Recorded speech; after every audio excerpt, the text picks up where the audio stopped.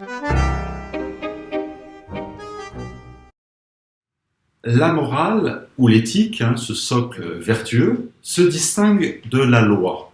Beaucoup s'imaginent qu'en respectant la loi, nous sommes des gens bien. En respectant la loi, nous devenons de bons citoyens. Mais imaginez que nous nous retrouvions en Allemagne et que nous vivions dans les années 1930, au moment de la montée de la peste brune, le nazisme. En 1938, les lois de Nuremberg vont imposer la dénonciation des Juifs et leur interdiction de responsabilité dans la fonction publique et à toutes sortes de postes. Et on connaît bien sûr l'issue de ces mesures. L'issue directe, c'est la Shoah, donc l'extermination calculée, rationnelle, industrielle de 6 millions de Juifs en Europe. Dans ces conditions, et avec le recul historique que l'on a, on peut condamner le droit de cette époque. La morale appartient aux vainqueurs. Il est probable que si les Alliés avaient perdu la guerre et qu'un régime totalitaire est vaincu, que ce soit le nazisme, que ce soit le communisme, que ce soit le fascisme italien, ou espagnol, ou portugais, ou anglais, ou français, le régime de Vichy et les collaborateurs, nous ne tiendrions pas ces propos officiellement aujourd'hui, même s'il y aurait de toute façon, et comme toujours, une minorité résistante. Une minorité qui s'oppose à l'idéologie officielle. La morale que demandait Hitler, en réalité, elle passait par un droit et devenait vertueux pour les nazis celui qui suivait la loi, celui qui la respectait. Notre citoyen qui cherchait à être un bon citoyen, en dénonçant des victimes, les juifs mais également les socialistes, les communistes, les francs-maçons, les homosexuels, les femmes qui avaient avorté, beaucoup de personnes en raison de leur croyance. Il était prévu dans le programme de Hitler de pendre le pape sur la place Saint-Pierre à Rome. On voit très bien où aurait mené son projet.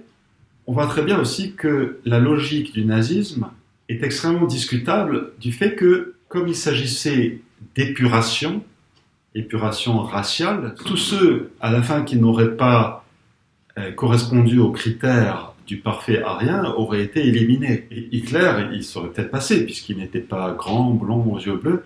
Et s'il n'en restait plus qu'un, à la fin, il se serait peut-être suicidé, puisqu'il n'aurait pas eu les cheveux aussi blonds que dans son idéal, les yeux aussi bleus, la taille requise. Les Allemands ont été les premières victimes du nazisme. Les premiers à peupler les camps de concentration, puis les camps d'extermination, ce sont des Allemands. Alors certains avaient, par exemple, des amis juifs. Ils ont cherché à protéger leurs amis. Et dans ce cas, en devenant de bons individus, ces mêmes personnes devenaient de mauvais citoyens. Quel terrible dilemme! Que choisir entre être un bon citoyen ou être un bon individu? L'avantage de notre situation aujourd'hui, c'est qu'on a du recul sur l'histoire. Nous ne sommes pas confrontés à une situation de crise qui nous ordonne de décider aujourd'hui dans quel camp on veut rentrer. Et c'est ce qui va nous permettre de nous poser des bonnes questions aujourd'hui. Que si ça se reproduit durant nos vies, il faudra être à même de décider la tête froide. Et donc là, la leçon que l'on peut tirer de l'histoire, tout simplement que la loi n'est pas morale. La loi n'est pas non plus immorale. Alors entre morale et immoral, il y a un objectif de neutralité de la loi qui est amoral. La loi est amorale, tout simplement parce que la loi s'inspire bien sûr de la morale, mais son objectif, c'est l'éthique. Avec la loi, on est dans la pratique. Nous ne sommes pas ici dans la loi de Dieu, dans l'au-delà. Nous sommes face à la dimension concrète de l'organisation des citoyens, la politique, la police, l'organisation de la cité. La loi n'est pas une référence ultime. Bien sûr, il y a des partisans de la loi comme référence ultime. C'est le cas du philosophe Emmanuel Kant, pour lequel l'impératif de chaque homme est le respect de la loi. On ne se pose pas la question de savoir si la loi est juste ou injuste, si elle rend heureux ou non. Donc il y a toujours des victimes minoritaires d'une loi. Même aujourd'hui, imaginez un retraité qui toute sa vie a travaillé de façon honnête et laborieuse pour passer sa retraite en Provence au milieu d'une pinède. Un beau jour, il peut y avoir des représentants de l'État qui lui demandent de quitter son terrain et d'abandonner tous ses biens pour la construction d'un autoroute qui va passer sur son terrain.